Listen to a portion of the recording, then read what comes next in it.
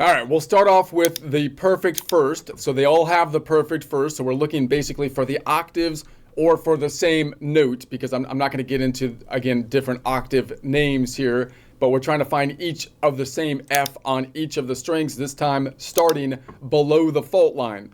All right, so we're going to be on this F, and note that if we were to wrap the string around in a circle, like if I went from this first fret to the 12th fret, or this first fret to the 12th fret, or this first fret to the 12th fret, that would be a 12-step circle that we can think of like a lap of 12 steps to go around the lap. And so therefore, if I went around in the circle, I would get back to the point I started from. That's going to be important because whether I go up above, usually when I go above the note, I have to look for the inverse distance. And when I go down, I have to look for the normal distance. But there is no inverse distance if you're talking about going all the way around the circle, because whether I go counterclockwise or clockwise, I end up in the same spot. So we don't need to think about like an inverse of the perfect first, really, because again, it's going to be 12 steps distance either way we go.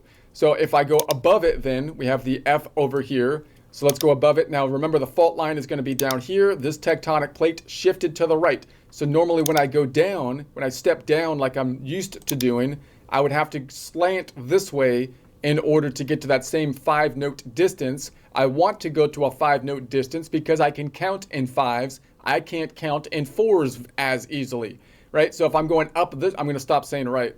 Possibly that's bothering me. It's going to be bothering other people, right? Am I right? Do you agree with me? Stop. You're presenting. I say it with authority. I don't need. Okay. Anyway, we're going to go up this way. So we don't want to diagonal this way. We go diagonal this way. This is going to be -5, and then 6, -6, no, -5, -4, -3, -2, -1, 0, or 12, or octave. All right, let's count it out this way. So we're going to say it's going from here this time. So we're on this F, -5, 4, 3, 2, 1, 0, or octave. So we're going to go from this F. So it's actually the same note, I believe. But it's going to be, so that means that if I go up one string and cross the fault line, then the octave is going to be 1, 2, 3, 4 frets up.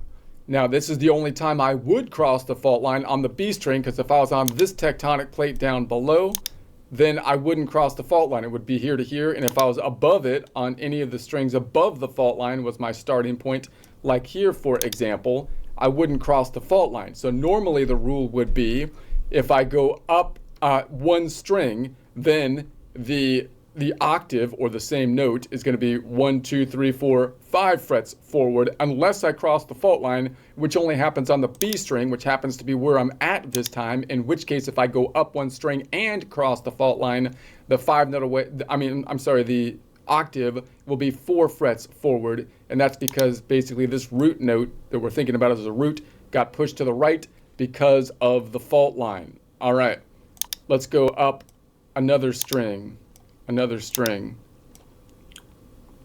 We'll go up here. Boom. So now I'm going 2 strings up. I don't have to look for the inverse distance. So we're going to say this is going to be 5 going back this way as we cross the tectonic plate, the border line. So it's going to be -5, -10, and then 11, 12. So let's go this way. We're going to say, boom, -5, -10, 11, 12. So here to here. Right. So that's going to be, so that means that if I go up 2 strings and cross the fault line, then the octave or same note is going to be 3 frets back. I would not cross the fault line if I started above the fault line, meaning I could start on the D or the G string and still have enough space to go up 2 strings without crossing the fault line. If I started on the B or the E string, I would cross the fault line. So let's imagine I was up here, for example, and let's do up here, and I go up 2 strings, but boom, right to there. That's kind of the shape that's most normal. When I look at it this way, you possibly are most recognized that shape as the octave shape. But if I measure it from the bottom to the top, the idea would be as if I go up 2 strings, then the octave or same note is going to be 2 frets back unless I cross the fault line, which would happen on the B or the E string, in which case if I go up 2 strings and cross the fault line, the octave is going to be 1, 2, 3 frets back because this tectonic plate shifted the root to the right. All right, let's go to the next one. Next one up. So we're going up here. So now we're going to say, all right, octave is going to be -5 this way, 10, 15, looking for a distance of 12. So there's only 12 notes in the musical alphabet, so I could bring this down. 15 minus 12 is what I'm going to call -3, 2, 1, 0, or octave. Let's do that down here. So we're going to say -5, -10, -15. 15 minus 12 is -3, 2, I'm sorry, where's it? 3, 2, 1. No, I messed up. -5, -10, -15. That goes down to -3. -3, 2, 1, 0. There it is. All right, so boom, boom. So that means there's the octave. So that means if I go up 3 strings, then the octave is going to be, and cross the fault line, the octave is going to be 2 frets forward. Normally, if I could go up 3 strings, I can only do that on these bottom 3 strings, 2 of which I would have to cross the fault line, but 1 of which I wouldn't, meaning if I started on this G string and I went up 3 strings, then I would be here. So the general rule is going to be if I go up 3 strings, now note, I'm always going to say the default rule is I don't cross the fault line, even though 2 out of 3 times I would have to cross the fault line. I would cross the fault line more often than other times. And I'm setting these rules in my mind. You might think, well, why are you doing like, because you have to systematically think, how am I going to think about it until it becomes automatic? So if I'm thinking, so I can't have a wishy-washy rule in my mind. I'm going to try to think about it from a particular perspective so that I can systematically imprint it in my mind until I can just visualize the shape is the general idea. So I want to make, I think that's the idea of these specific terminologies that happen in on the guitar and in music theory. Like what is all these definitional terms and whatnot?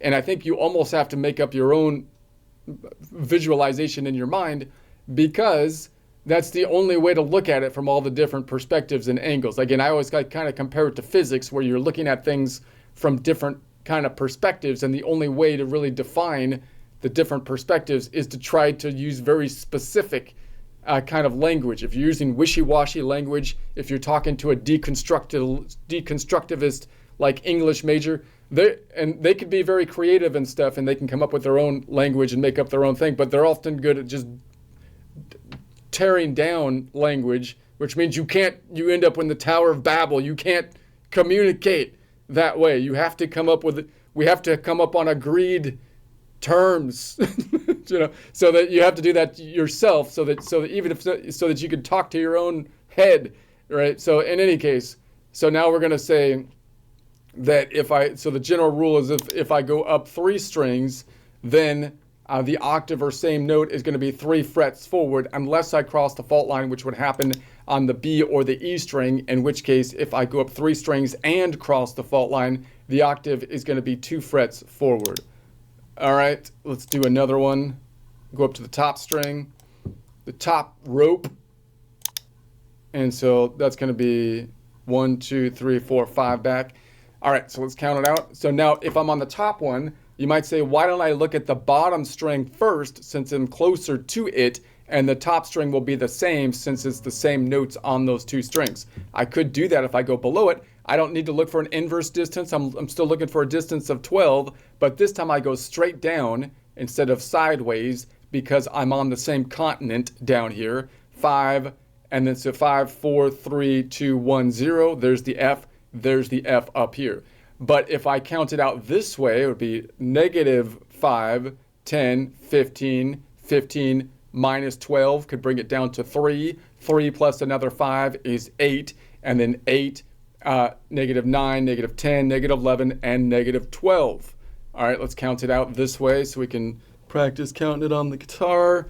So -5, -10, -15, 15 minus 12 is -3, -3, 4, 5, -3, -3 plus another, what am I doing? Plus another 5 is 8, -8, -9, 10, 11, 12. Boom. All right, makes perfect sense. Can't quite reach it because I'm reaching back, but that F to that F.